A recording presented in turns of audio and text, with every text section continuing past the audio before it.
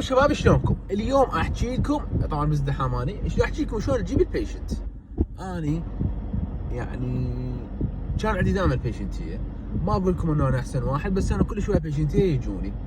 البيشنت شلون يجي؟ انت عندك عياده وانت طالب، انت عندك عياده مال جامعه وطلاب تجيب، تريد تجيب بيشنتيه، طلاب يجيبون اشكال، تريد تعرف الطريقه للسوق، راح احكي لك اياها بالتفصيل الممل، وانا دائما احب احاول بكل الطرق. البيشنتين شلون يجون؟ البيشنت من يجي ليش يجيك؟ يجيك يريد من يستفاد من عندك، صح ولا غلط؟ وانت ما تستفاد منه خبره، عمليه تبادل منفعه لا اكثر ولا اقل. هو انت تحصل درجات كيسات، هو يحصل شغل، يحصل طقم، يحصل حشوه. ما نقول يحصل قلع لا يحصل تنظيف، لان مو شيء ملموس. حشوه سنه مزروف صار سن حلو، سنه مكسور منه صار سنه حلو، تحشى. المهم فهو يجي على شيء يستفاد منه. يجيك مثلا يابا احنا عندنا طقم، احنا عندنا تقويم، عندنا حشوات، من يشوف ذني يجي يقول انا راح استفاد، بدل ما ادفع فلوس راح احصلها ببلاش او مبلغ رمزي او بس ادفع الباص حسب. فانت شلون تجيب البيشنت؟ تقنع يابا انه احنا مثلا نعطيك طقم اسنان قيمته مثلا بالعيادات 400 500 الف، احنا راح نعطيك اياه ببلاش اذا كومبليت دنشر طقم ابر لور. مثلا طقم الجزء يابا هذا تكلفته مثلا 250، احنا نعطيك اياه ببلاش او بس كلفه المختبر اللي هي 50 70 الف. هيجي البيشنت، مو تجي تقول لي يابا اذا عندك قلع تعال نقلع لك اياه، لا تنزل الكيس مالتك ونشوف شنو عندك قلع، طبعا ما راح يجي. بس انت من تخلي انه الغايه مالتك انه حتى تسوي الطقم لازم تقلع هذا السر، راح يكون الوضع طبيعي هيك. وطبعا انا من دا احكي هيك لا سالفه استغلال ولا شيء. احنا عندنا احنا كاطباء واشياء دارسيها انه احنا كل سن عندنا مقومات، انه هذا السن ممكن يتحشى او انه هذا السن ما له شاره ينقلع. يبقى الخيار للبيشنت، يقول له عم هذا سنك انت مثلا تريد تحشيه تريد تقلعه، اكو اسنان بنفس الحاله يقدر نحشي نقدر نقلعها. يقول لك مثلا انا ما عندي فلوس اسويها، او يقول لك يا بعيف انا 3 سنوات 4 من وحده يوقع هذا معتز به. هواي من الناس عشان السن حاله اي شيء، حاله اصبع تشلعه كان ما قطعت اصبعك، صح ولا غلط؟ يعني جزء من جزء الاسنان، جزء من جسم الانسان، بس السن مو مثل الاصبع تقدر تزرعه، الاصبع ماكو زراعه. المهم فالفكره انه انت تقول للبيشنت يابا انا راح اقدم لك هاي الخدمه، تمام؟ راح اقدم لك هذا الطقم، راح اسوي لك حشوات، البيشنت راح يكيف انه راح تستفاد من هذه الخدمه، وانت فعلا مقدم له خدمه. يجي مثلا يحتاج قلع، تنزل بالسن قلعه، السن محتاج قلع من تيه، تاخذ له اشعه، دكتور يقول لك الدكتور المقرر المسؤول المقرر عليك، لا انت تختار ولا بكيفك، الدكتور هو اللي يقرر لك، اللي ابو الماجستير السينيور عليك او المعيد يقول لك يابا هذا السن محتاج قلع تقلعه، وهيك الامور تمشي. كذلك التنظيف، تاخذ طقم ما تحطه على تكلسات، لازم على سن طبيعي، تكلسات هشه مو مثل السن الطبيعي. فانت هنا هيك بهالطريقه راح تقنع البيشنت انه يابا انا راح اسوي لك طقم، عن طريق الطقم راح تحصل بعد شنو تحتاج، حشوات غيرها، او ما نفس الوقت الدكتور السنير هو اللي يشرح لك. السنير يقول له البيشنت مثلا او يشرح لك يقول لك يابا هذا السن مثلا هيك حالته، او ممكن يصير حشوه جدر او يحتاج كراون تلبيسه، هاي ممكن تكون مكلفه هلقد احنا مو موجوده عندنا، او روح يا بسويها بعياده خاصه وتعال. فبعض الاحيان البيشنت من وراء الدافع المالي فلوس ما عنده، يقول لك يابا قلعه، يبقى هو الخيار له. ودائما احنا نقول لهم يابا انه القلعه انت ما راح تقلع سنه من الاسنان الخلفيه مثلا على سبيل المثال، راح يصير عندك هجره من الاسنان، يصير فراغات بين الاسنان على مستوى السنوات، فما ننصحك ما ننصحك تقلع. وبنفس الوقت نقول له انه هذا الدنشر راح يحط لك اياه الطقم مو مثل الطبيعي، مو مثل خلقه الله. هذا الطقم راح نعطي لك اياه احنا، الطقم هذا متحرك، يعني ما راح يكون ثابت، ممكن يتحرك بحلقك، ممكن اللفظ راح يتغير عندك فتره من الزمن. انت اذا مثلا اسنانك عندك يعني شلون اقول لكم، هاي الابعاد فاقدها، يعني مو سن مقابل سن، اكو فراغات، فراح تطلع بوقته هيك اكو زياده هنا ماكو طبقه عدله، فهذا من يحط الطقم راح يحسه عالي شويه، هيك جزء منه يوجع الثياب جاي المفصل هذا. فذني كل نشرح لي اياه، احنا من نشرح لي اللي قدام، مو مثل ما نشرح لي ورا ما تصير المشكله. احنا من نشرح لي اللي قدام راح يقول هذا طبيب حاذق يعرف يفتهم، اللي دا يقول لي هيش لي قدام. من نشرح لي ورا ما تصير المشكله راح يقول لك شوف هذا ما يفتهم، هذا دا يحكي لي هيش، دا يبرر الخطا اللي سواه، في حين هذا الشيء احنا كله دارسين كلنا نعرفه. على شغله الصناعه دا احكي لكم انا. بعد شنو عندنا؟ فاحنا من نقنع البيشنت نشرح له بهالطريقه هاي بهالاسلوب هذا، راح يقول هذا الدكتور عنده خبره ومشتغل قبل، اللي دا يحكي لي بكل شيء، دا يتنبأ لي بالمستقبل، يتنبأ لي شو المشاكل اللي ممكن راح تصير، وهذا شلون حصل كثير من الخبرات السابقه وهكذا. فهسه احنا حكينا على شنو، على الصناعه. بعد على الحشوات تقول لي احنا مثلا نسوي حشوات، الحشوه مثلا من تشتغل كلاس 4 هاي الاماميه بالزاويه تصير هنا، هاي ممكن توقع، يعني بعض الاحيان ممكن توقع تحتاج في تكنيكات معينه، تحتاج تسوي بابلنج مرتب يعني. فانا دائما اقول له مثلا يجي البيشنت يقول انا مسوي مرتين وواقعه، وانا اقول له انه ممكن توقع بعد. اقول له هاي الحاله مثلا شويه سالفتها صعبه، ماكو مساحه سطحيه للحشوه حتى تقعد وهالامور هاي، او اقول له انه هاي الحشوه معرضه اكثر من غيرها انه يصير بها توقع، بس مو انه المفروض توقع، لا المفروض هي تبقى ثابته، بس حسب هواي مشاكل ممكن تصير. ممكن البيشنت لازم اعرض على فالشيحات، يعني شو تسوي؟ تبقى جزء السلفس الطبيعي ينكسر. المهم فهسه راح تحكم على شنو؟ على الحشوات وعلى عياده الصناعه. انت تجي من تجيب بيشنت، سواء انت كنت طالب محافظات يعني اقسام، سواء انت بنفس محافظتك.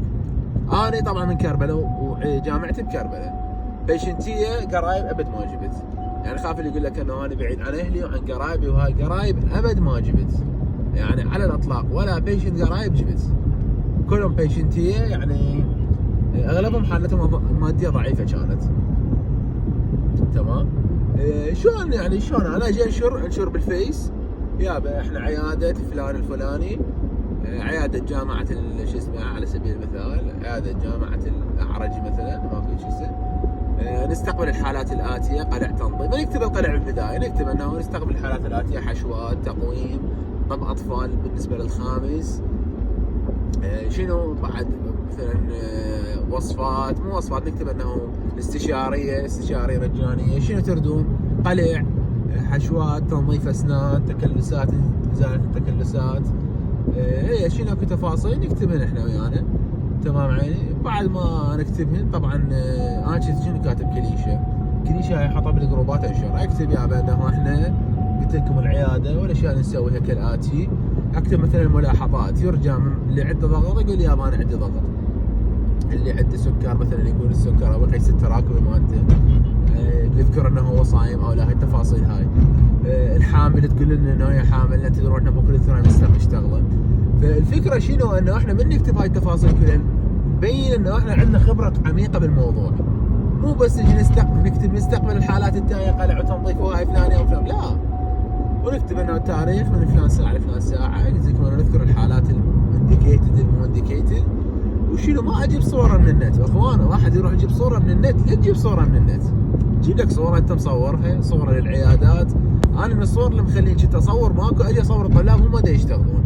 طبعا كنت اختار الطلاب اللي مبين اعمارهم كبار، اكو طلاب شايفه انت تشوف عبالك طالب اعداديه، فمن اصور يعني طبعا انا متاكد من شغلي، فمن انشر هيك متاكد من شغلي، فما انه اجيب البيشنت واورطه، وبنفس الوقت انا ذاكر اسم العياده واسم الجامعه، يعني حتى اجيب سمعه للجامعه، يعني ممكن حتى السائل عليه قانونيا، يعني اذا انت شغلك ما متاكد منه ما مضبوط لا تسوي هيك، لان انا من دا اسوي هيك، يعني اذا اشتغل بالخط العريض مثل ما تقول، يعني لازم انا في شيء مضبوط تستلمه. المهم فجيت اكتب انه هاي الكليشه قلت لكم عليها، العنوان مالتنا، الحالات اللي نستلمها، وقت الحجز من فلان ساعه لفلان ساعه نذكره، ايام الحجز، ونحط ارقام التليفونات، اللي يريد حجز خليه يجي. كنت شلون انشره؟ قلت لكم صور، اخذ صور للطلاب وهم يشتغلون، صور لا اطلع وجه البيشنت ولا وجه الطالب، صور عفويه هم دا يشتغلون عن بعد، يعني كنت انشر هواي صور صراحه، يعني بكل بوست في 30 صوره 20 صوره، وصور حلوات مرتبه، وكل بوست يعني كل اسبوع بوستين او بوست مرات اكثر، اجيب صور جديده مو نفس الصور اللي انسخ والصق بيها. فالمقابل اكو مثلا اذا طالع اللافه، اذا الجامعه عندها لافته او بوشور اطلع الصوره مال الجامعه. فانت شنو الفكره؟ من البيشنت يشوف انه اسم العياده نفس اسم الصفحه، يشوف صور جديده يوميا، وش صفاتك الشخصيه، هاي التفاصيل كلها. البيشنت من يشوف هيك راح يقول انه هاي عياده، يعني عياده ومصروف عليها ومتعوب عليها وبها اطباء. صور مثلا الكيسات اللي بها اطباء، يعني اكثر من طبيب يشتغلون مثل كيسات الجراحه. المقابل من يشوف هيك راح يقتنع. وانت بنفس الوقت يا عزيزي انت اذا شغلك ما مضبوط وما متاكد من شغلك، وش عليك يلا تشتغل وتسوي الخطوات، تجيك بيشنت هي يعني وخربطت خطأت اكثر من مره، كنا معرضين للخطا، بس اذا ما متاكد من شغلك ليش تسوي هيك؟ لان راح سمعه تطلع لك وانت طالب، الناس كلها هسه بعصر التكنولوجيا وعصر التواصل، هذا يدز صديقه، هذا يدز قرايبه، هذا اخوي الطبيب خل نروح له، يروح يشوف اكو مشاكل يقومون ينشرون عليك. فانت اذا ما متاكد لسه لا تطبق بنفسك بيش مطبات. شوف لك اي بيشنت شلون ما كان مشي بيهم امرك لحد ما تضبط هالشغله. وانت يعني ماكو فد مجال كبير للخطا، لان الدكاتره فوق راسك، وكل عمليه يسويها الدكتور المقيم يشوف شغلك يقيمه. ماكو فد مجال كبير للخطا. ف مغزى كلامي انه هاي الطريقه انا شايفها كلش فعاله، لان انا اذا اقنع البيشنت بصور حقيقيه بشيء ملموس يشوفه جديد، بنفس الوقت شلون بصفات تحاول تخلي صوره شخصيه لك، اسمك ثلاثي، الجامعه تدرس بيها، والكيسات اللي انت مشتغليها. مرات انا ما افضل اقول للبيشنت دز صوره الحاله، راح يقول لك شوف ذول شنو من اطباء اللي بدك دز صوره الحاله، بس بنفس الوقت يعني خطيه تجيبه تشت له كم ساعه. وشغله ثانيه التعامل ويا البيشنت، لا تعطيهم مجال زايد بحيث يصير شقه وضحك وتفقد هيبتك. تفقد هيبتك يعني ما اقول لك انه انت دكتور وهاي، لا، تفقد هيبتك كانسان دا يقدم خدمه، انسان محترم هيك كشقه او هيك يعني. هم نفس الشيء لو مدرس ما تقول لك انت خلي مجال بينك وبين الناس اللي تعلمهم حتى ما تفقد هذا الحاجز، لان انت شلون انت معلم لهم. فمو قصدي انه انت دكتور لازم تشوف نفسك على الناس، لا على الاطلاق ما الشيء. المهم فبعد شو هنا عندي بعد طريقه جربتها شفتها فعاله، يعني كيسات اذا زادت عندك اتفق ويا الطلاب تحاول لا تاخر بيهم، لما تاخر بيه بعد ما يجيك وداري وخلي اسلوبك حلو يا البيشنت. يبي يكون اسلوبك حلو ياخذ وانت تكون متعاون كلش، راح البيشنت يقوم واحد يدز رقمك للثاني، يصير عليك يعني ازدحام. وهذا الحكي من انت وطالب، يعني تستمر وياك العمليه لحد ما حتى مثلا تتخرج ولحد ما تشتغل بعياده خاصه تستمر رجع عليك، مجرد انه يكون عندك لسان حلو، اسلوب حلو. الناس تحب واحد يدللها، واحد يمدح بيها، واحد يداري. انا ما اقول لك تعال امدح بيهم، لا، بس خلي اسلوبك حلو، اسلوبك لبق. انت طبيب، انت دكتور، انت تتعامل ويا كل فئات الناس. انت تعبان على نفسك 12 سنه دراسه، 12 ب5 17 سنه تدرس، لازم يكون اسلوبك حلو. انت تشتغل على تصليح الناس، انت طبيب في ترشي صلح سيارات، انت طبيب تصلح ناس، فلازم تكون اسلوبك لطيف، اخلاقك حلوه حتى تعرف شلون تتعامل. لازم تطول خلق صراحه، يعني الناس شويه يجرجرون، واللي قلت لك انهم اغلبهم حالتهم شويه تكون الماديه مو كل زينه، فاكيد يحتاجون فد عنايه، فد ترتيب معين، ربما تكون عندهم فد مشاكل شيء، فلازم انت تتماشى ويا الامور. وقلت لكم بيشنتي يجون، ايش قد ما طلاب كانت تبكي ويقولون ماكو بيشنتي، انا كنت اجيب واطي، وبعد اكو كم نفر وياي نجيب ونطي بيشنتي، مطين كوما ومشتغلين كوما. خلصنا الريكوايرمنت تقريبا مغلب المواد، في حين اكو طلاب ما دخلوا من مره ما نجحوا من مره الريكوايرمنت. فالفكره ومقصد كلامي ومغزى كلامي انه تطول خلقك، ابحث بشكل زين. هذا الحكي قلت لكم انه تنشر بجروبات الفيس، على 100 جروب. انا كنت انشر هواي صراحه، 70 جروب 60 جروب، بس اخلصك واحط الصور بفايل بالملفات. هسه اشرح لكم شلون، هسه اشرح لكم ببساطه شلون العمليه تصير. خلاص هذا طبعا ايفون، الاندرويد يشابه الموضوع. احنا هسه مو هذا، ايش رايكم في الصوره؟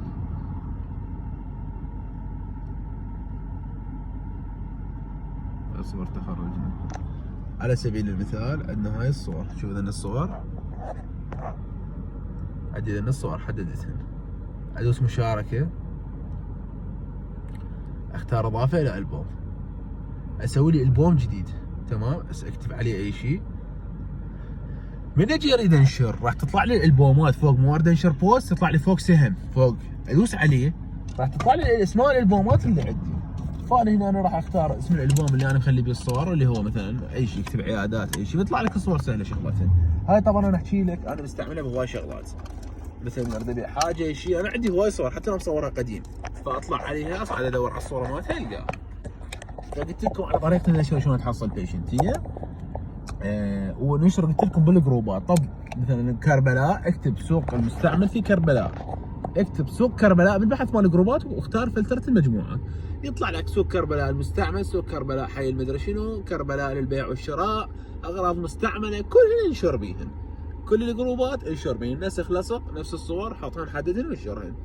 هالطريقه تفيد، صدقوني تفيد، وانا لو ما تفيد ما احكي هالقد عليها، حلقيه بس هالقد ما احكي عليها. قلت لكم هواي طرق، كلش هواي طرق اكو. انا استعملت طريق الفيس. اكو بعض قسم من الطلاب قالوا نروح الجراج نجيب من الجراج، او واحد قال نروح نفطر بالولايه يم الامام هنا يم كربلاء. فكل واحد طفى الطريقه. انا صراحه ما جربت بس هاي الطريقه، وقلت لكم قرايب مره واحده جانا رجال وما يخافوا من الابر، ما قلع سن، راح احسن. فيعني شوفوا انا احكيكم انه انا كانه ما طالب محافظات، كانه ما طالب اقسام العفو، فيعني بعيد عن اهلي وملتهي وشي، مجرد انه انشر شي مره بالاسبوع انشر، مره قلت لكم مره او مرتين، مو يوميا انشر. والعمليه اجدت فايده، جابت لي كوما بيشنتيه. يعني لسه الارقام مالتهم عندي قسم ما حافظهم، قسم ما لحقت اجاوبهم. خلال اراويكم ببساطه عندي بيشنتيه. يعني هي مو فخر، بس الفكره انه شوف يعني شلون النتيجه جابت. هاي بيشنت، بس ركزوا هاي كاتب مال بيشنت، بس ركزوا على كميه الارقام.